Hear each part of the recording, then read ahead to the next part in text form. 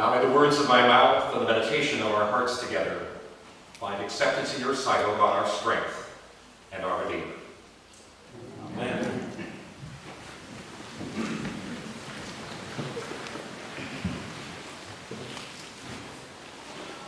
When I received Mother Luann's gracious invitation to share in the life of this very special community during the time of the recovery, I was deeply honored.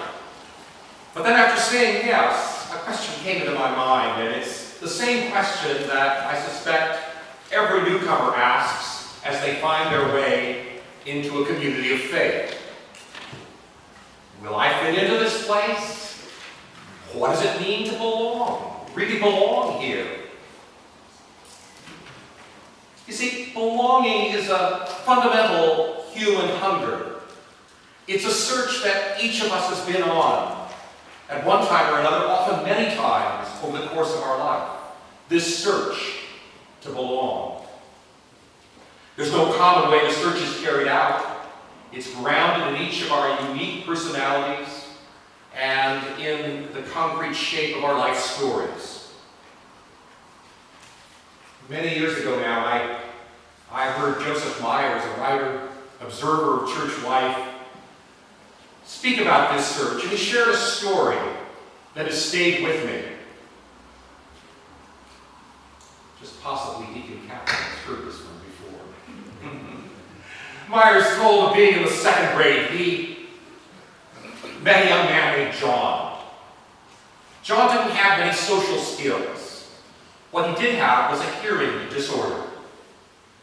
As Myers tells it, his hearing aids were not the almost invisible kind we see these days. On his belt, John wore a box with wires running under his shirt to a device behind his ear. The only time this aid worked well to John's advantage was when he turned it off in the middle of a class and took a nap. I appreciate that. John always wore a smile. He was friendly, although it was difficult to understand his speech. Myers said that the two of them had some modest social contact and played in the same Little League team, although while Joseph played, John usually watched because the coach was afraid he might get hurt due to his inability to hear. One day, their second grade teacher, Mrs. King, gave an assignment to write a report and read it to the class. The report was to be titled, "Can you guess who my best friend is?" When the time came to present the reports, Mrs. King called up the students in alphabetical order. John's surname slated him last. And usually the teacher wouldn't make it all the way to the end of the alphabet, but this day she did.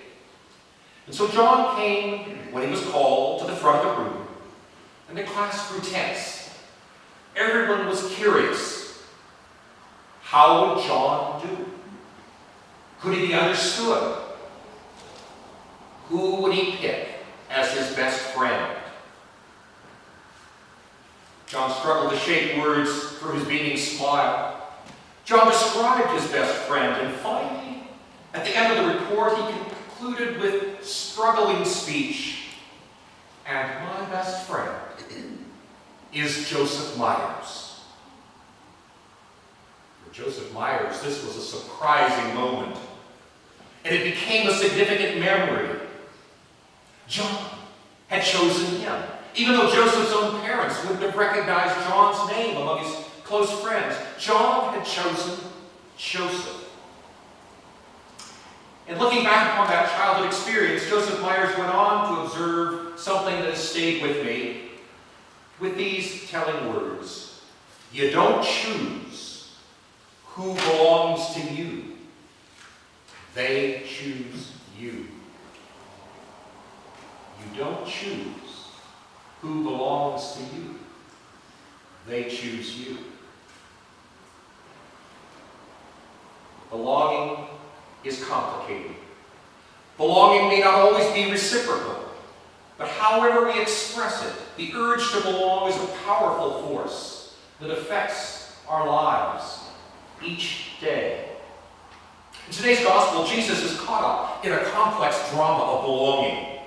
Jesus and his disciples have come to Jericho, a gateway city for pilgrims traveling out to the holy city of Jerusalem. I was over there a few months back, and Jericho is 825 feet below sea level, and Jerusalem is some 2,500 feet above. It's an uphill journey. We find Jesus there with his disciples. There was a large crowd as they were leaving Jericho, and they were coming along the roadway, and they meet this figure of Bartimaeus. Now in the gospel, Bartimaeus has an identity, but not a proper name. He was the son of Timaeus. Like Joseph Byer's friend John, Bartimaeus too was physically challenged. He was blind. But Bartimaeus knew Jesus. He knew about Jesus, I should say. How he knew, we have no idea. But he knew that Jesus was someone with a reputation. And so Bartimaeus made an unmistakable cry of belonging.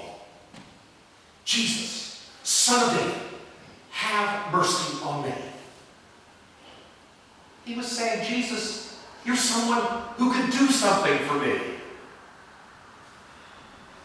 You don't choose who belongs to you. They choose you.